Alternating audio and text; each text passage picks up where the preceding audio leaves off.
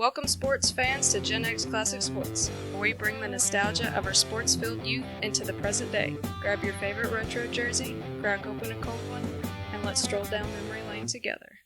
Welcome back to GenX Classic Sports, the podcast where we relive the athletes, moments, and stories that shaped the world, the sports world that we Gen Xers grew up in. Today's episode starts with a simple question. What if I told you there was a player who got drafted by the NBA, the Atlanta Hawks, also got drafted by the ABA, the Utah Stars, got drafted by the NFL, the Minnesota Vikings, and was a top pick in the Major League Baseball draft in the first round by the San Diego Padres? Oh, and one more thing, this individual never even played college football.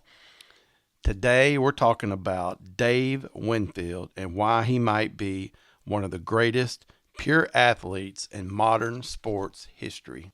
If you grew up in the 70s, 80s, and 90s, you remember Dave Winfield. 6'6", 200 plus pounds, a tall, powerful presence out there in the outfield in Major League Baseball, a cannon for an arm, and a smooth stride that made everything look pretty easy. And maybe you remember him with the New York Yankees.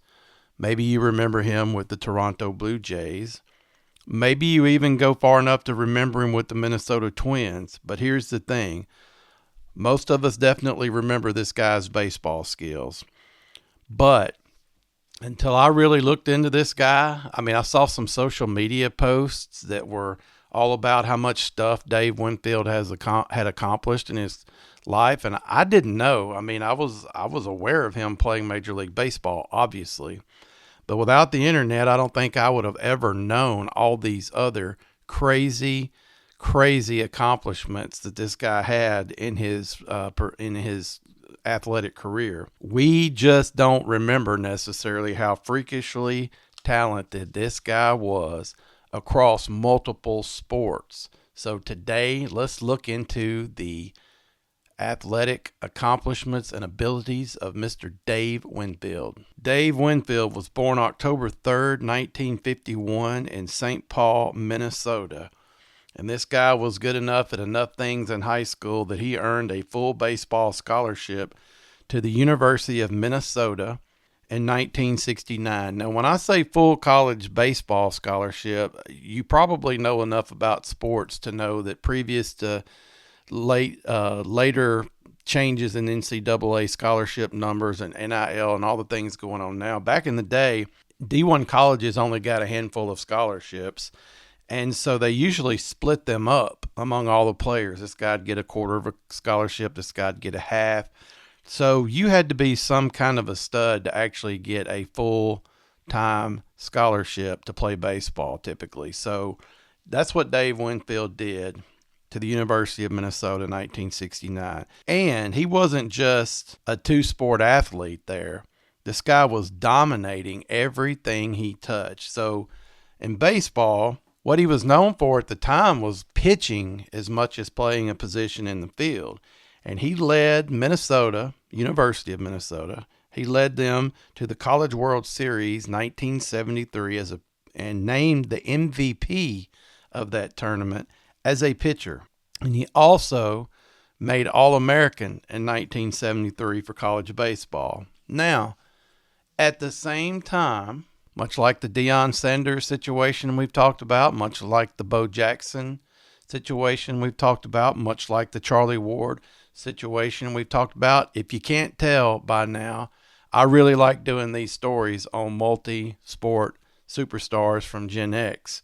And Dave Winfield was also playing basketball at the University of Minnesota, and he wasn't just playing. The guy was contributing in a big way. He was a starter. Remember, he was 6'6". He was a starter on a Big Ten championship basketball team in the 1971-1972 season. And, of course, playing in that conference at that level at that time, he was playing against a lot of future NBA talent. So think about that. there's a struggle usually to go to school and balance one sport. And Winfield was excelling at two different ones at a championship level. And he was helping take these teams to new heights while he was there. And football, I mentioned he got drafted by the Minnesota Vikings. He didn't even play college football.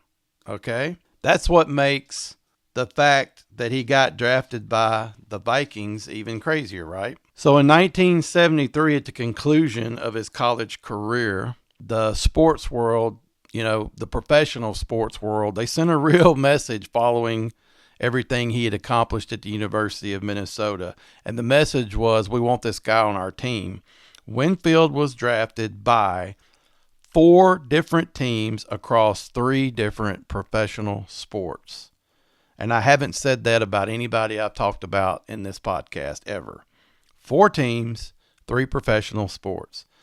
The San Diego Padres selected him in their minds as a pitcher first and foremost with the 4th overall pick in the 73 draft.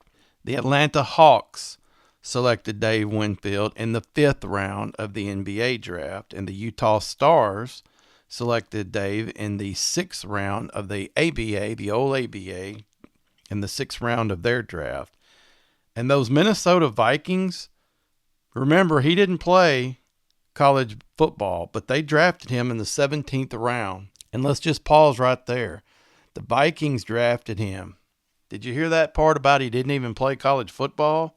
That's not just a rare feat. That's unheard of. He is one of only 5 players ever to be drafted by 3 pro sports teams. And he is one of 3 players ever to be drafted by 4 different professional sports leagues. Okay?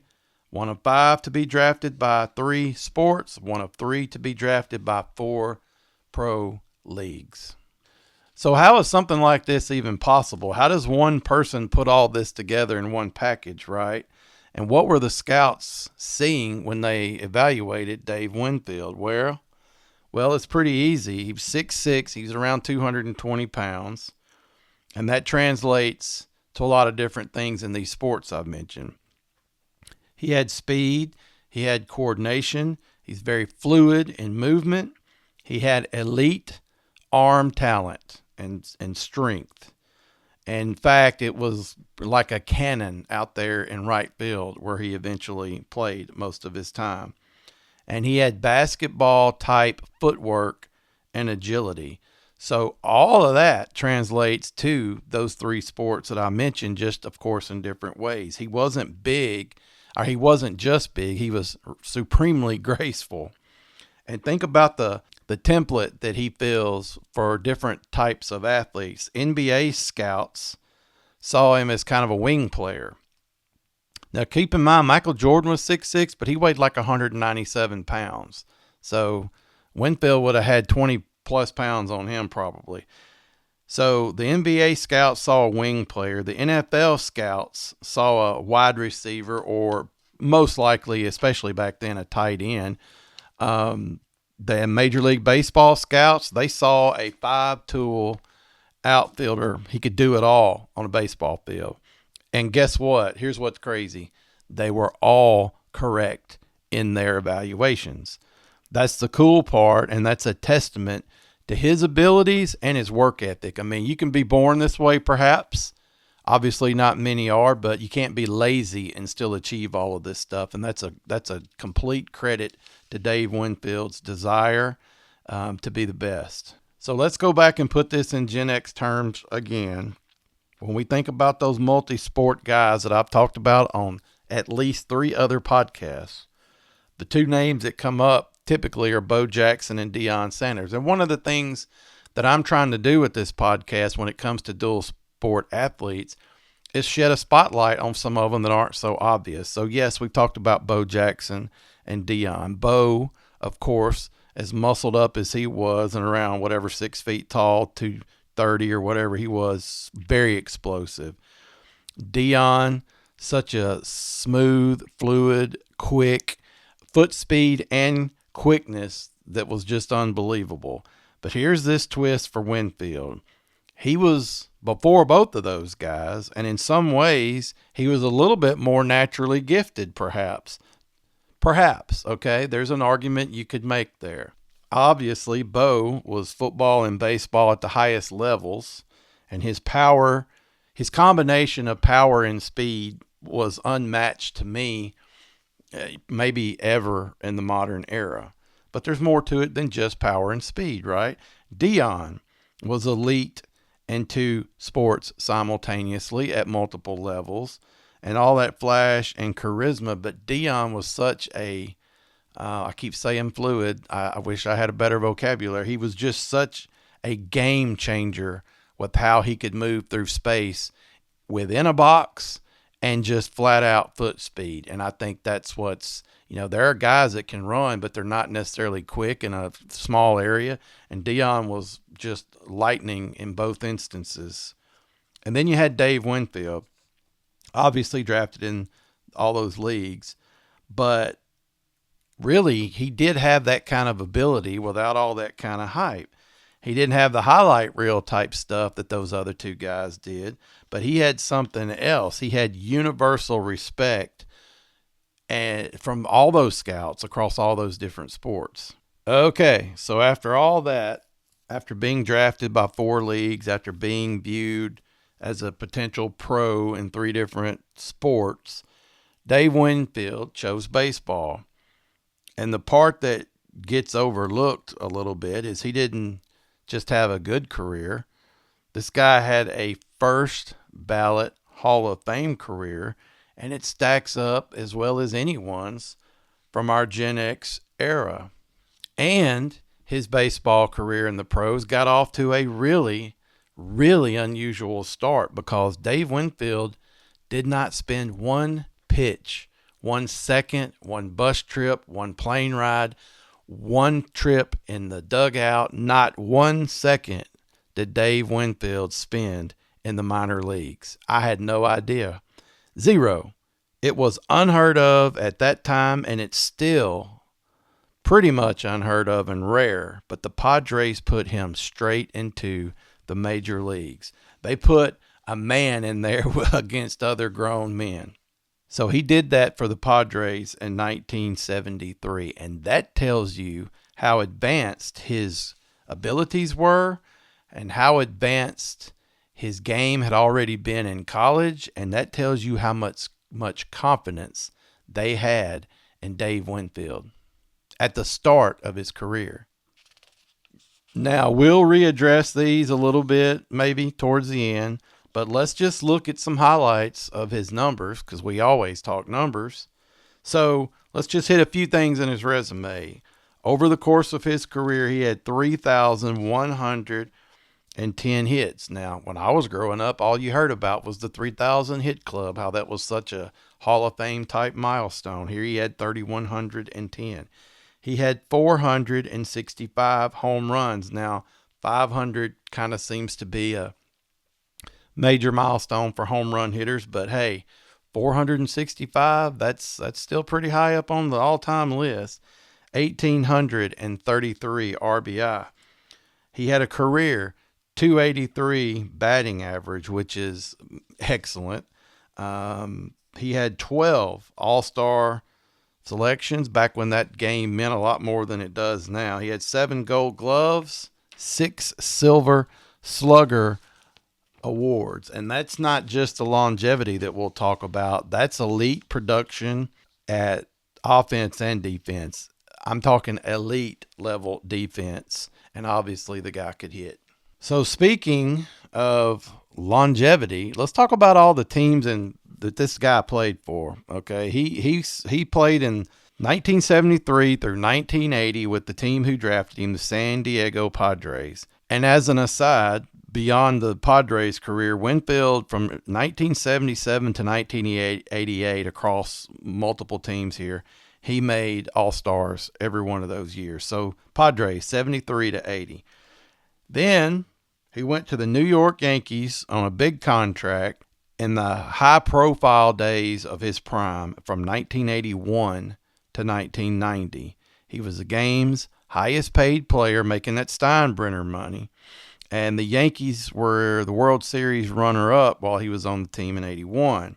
Now, he was still productive, but he kind of got on the wrong side of Steinbrenner, from what I understand, over different things. And so he became a California Angel in 1990 and stayed there 1990 to 91, where he was voted the comeback player of the year by Sporting News. So he's still in his prime, producing at a high level this far into his career from 73 to 1991. Then the moment that he became a champion was with the Toronto Blue Jays, 1992 with those guys.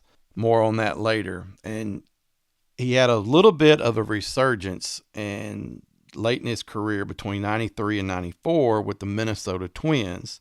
And by that point, he had switched to designated hitter mostly, not running around out there in the outfield, in his 40s. And he was mostly injured in 1995 with the Cleveland Indians. He tried to have a final season with them.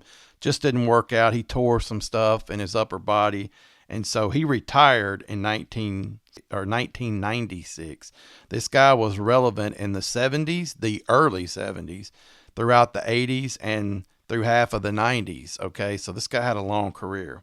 I mentioned the All-Star appearances, but think about 12 All-Star appearances total. That's a lot. For over a decade, that means he's one of the best players in his sport and basically a fixture at the All-Star game. When I always say it meant so much more back then. It just did. 7 Gold Gloves. He wasn't just up there hitting 286 for a career. He was controlling games from right field as well with his cannon of an arm.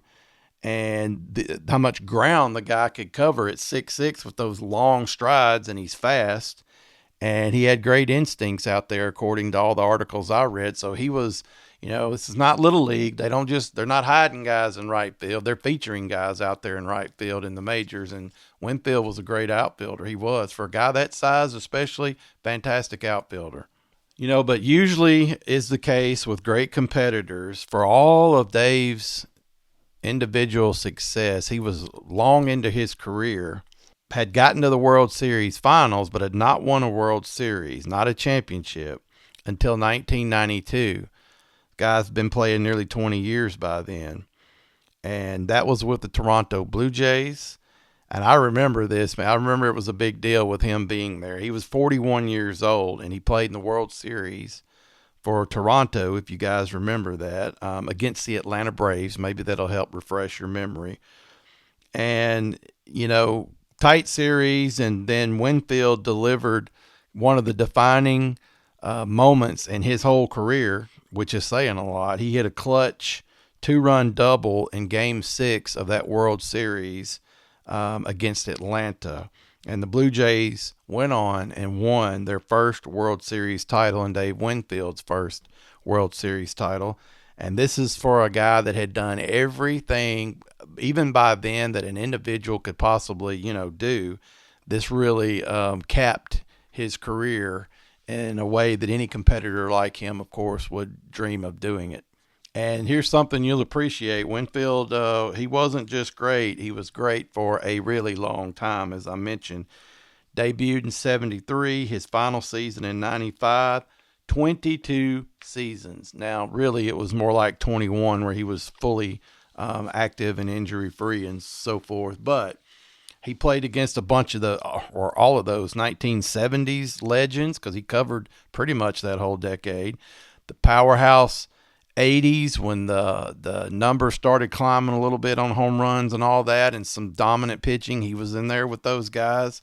And into the early 90s era, this guy was still kicking butt. So that's a rare span of time for someone to be as productive as Dave Winfield was.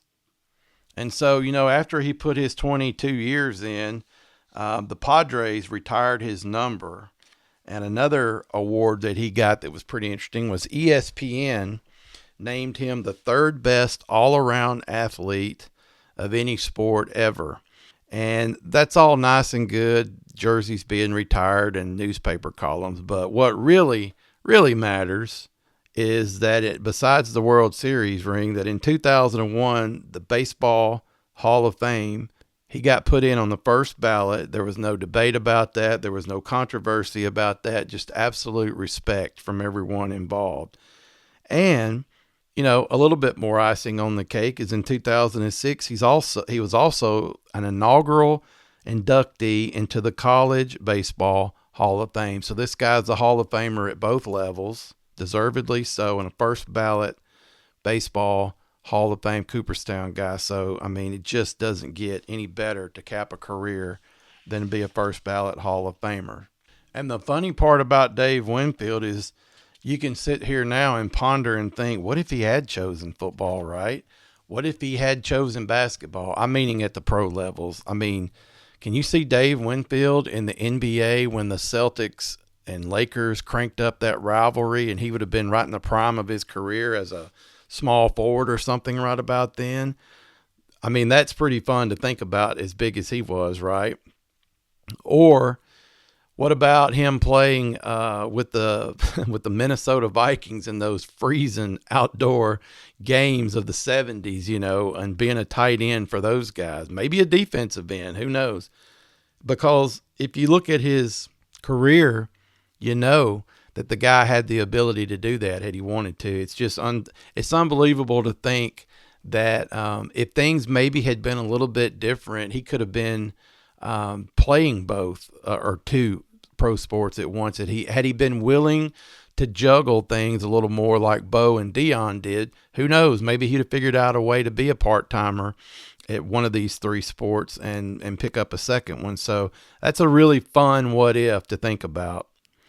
So yeah, he wasn't a great athlete, just a great athlete. He's a complete baseball player in an era full of fantastic baseball players, stars, and this guy still stood out. And I'll be the first to tell you that I kind of was sleeping on Dave Winfield's ability all those years.